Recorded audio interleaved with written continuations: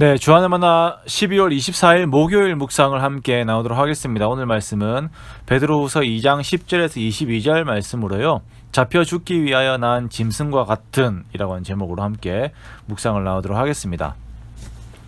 오늘은 크리스마스 이브네요. 예수님의 오심을 더욱 감사하며 주님 앞에서 우리가 가져야 하는 온전함을 계속 추구하고 그것을 우리의 삶으로 이루는 귀한 오늘 하루가 되시기 바랍니다. 가족들과 친지들과 교우들에게 따뜻함을 나누어 주시고 주님의 사랑을 아는 것으로 그치는 것이 아니라 나의 삶에서 이루는 것에 만족하는 우리가 되기 원합니다. 내일 성탄 감사 예배는 영상으로 나가게 됩니다. 내일은 주안의 만나가 없고요. 성탄 감사 예배로 준비를 하겠습니다. 11시에 함께 영상으로 예배를 드리도록 하겠습니다. 자, 오늘 본문은 초대교회를 어지럽혔던 거짓 교사들의 속성에 대해서 계속 고발을 하고 있습니다. 거짓을 다루면서 우리가 계속 기억해야 하는 것은 진짜이죠. 진짜 계속 강조하고 있습니다. 베드로후서 1장에서 보았던 예수 그리스도로 말미암아 신성한 성품에 참여한 자라고 하는 우리들의 정체성 속에서 이 모든 영적인 공격들을 대비해야 하는 것입니다. 자, 중요한 것을 다시 반복합니다. 자, 우리들은 신성한 성품에 참여한 자로 힘써 믿음의 덕의 지식의 절제를, 절제의 인내를, 인내의 경건을, 경건의 형제 우애를, 형제 우애의 사랑을 더하는 자들입니다.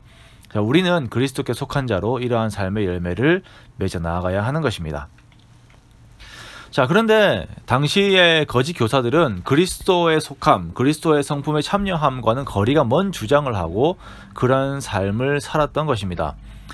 우리는 이미 하나님의 영광에 참여한 자들이고 하늘에 속한 자들입니다. 그러나 거짓 교사들은 땅에 속한 것들, 사람이라기보다 오히려 짐승에 가까운 삶을 추구하였던 것입니다. 짐승들은 그들의 본능과 본성에 따라 살아갑니다. 도덕적 개념이 없어요. 본성에 따른 쾌락에 대한 절제가 없는 것입니다. 그리고 로마서에서 말하는 것처럼 이러한 삶을 오히려 옳다라고 주장을 하는 것들이 교회 안에 들어와 버린 것입니다. 이들의 모습을 보면 첫째 육체를 따라 더러운 것을 행하였다라고 말하고 있죠. 이것은 쉽게 육체에 대한 윤리적 죄악을 행하고 있었음을 말하는 것입니다. 더 큰 일은 이러한 일을 행하면서 부끄러움이 없고 자긍하여서 영광 있는 자들을 비방하는 것이에요. 만약에 자기가 죄를 지었다가 이것이 죄라는 것을 인정하는 것은 그나마 나은 것입니다. 죄를 짓고도 부끄러움이 없이 오히려 그 죄책감을 벗어나기 위하여서 자기가 지은 죄를 죄가 아니라고 선언해버리면서 도덕을 버리는 것은 정말 큰 문제가 있는 것이에요. 이런 경우는 정말 답이 없습니다. 귀신 들린 자들도 귀신이 귀신이다라고 여기는 자들은 치유에 대한 답이 쉽거든요. 그런데 귀신이 성령이다라고 받아들이는 자들은 정말 어렵습니다.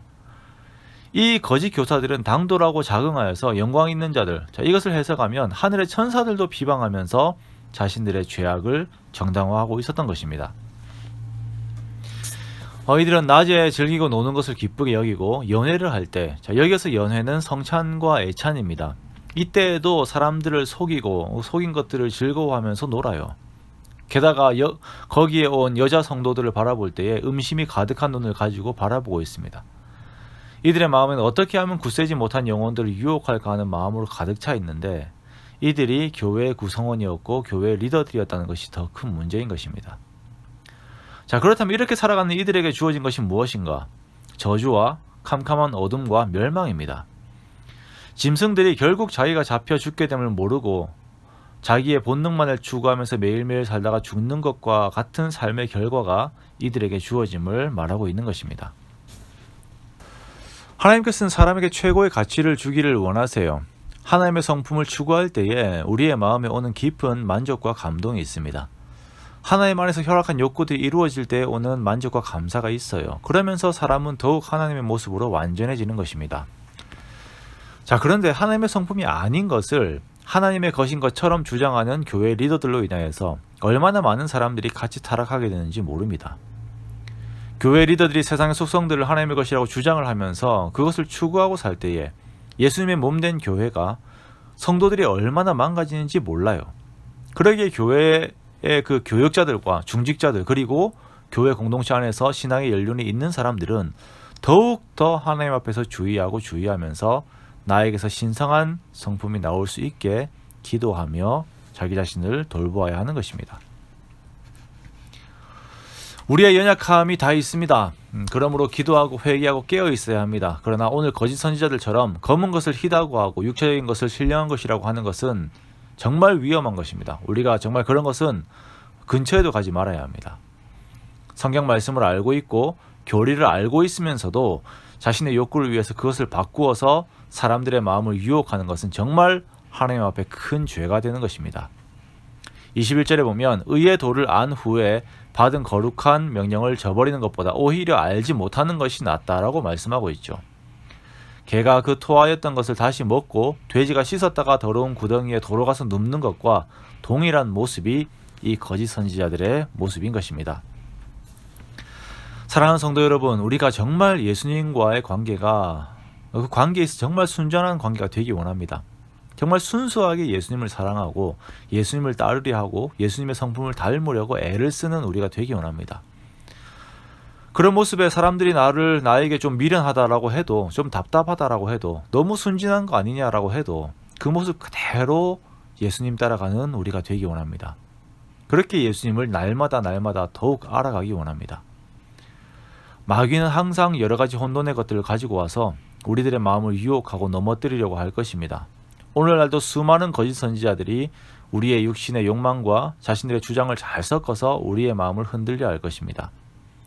여기에 혼돈되지 않으려면 주님과 날마다 함께 있어야 합니다. 매일 말씀으로 나를 무장시키고 말씀 안에서 순전해지시기 원합니다. 하나님께서는 우리의 인생을 귀하게 여기시고 우리로 하여금 가장 귀한 가치인 하나님 안에서 하나님의 성품을 계속 이루어가게 하심을 항상 기억하고 하나님을 추구하는 저와 여러분의 귀한 인생, 귀한 삶이 되시기 바랍니다. 크리스마스 전날인 오늘 세상에 흔들리지 않고 오직 예수님에게만 내 모든 마음의 초점이, 내 영혼의 초점이 맞춰지는 그런 축복된 하루가 되시기를 주님의 이름으로 축원합니다.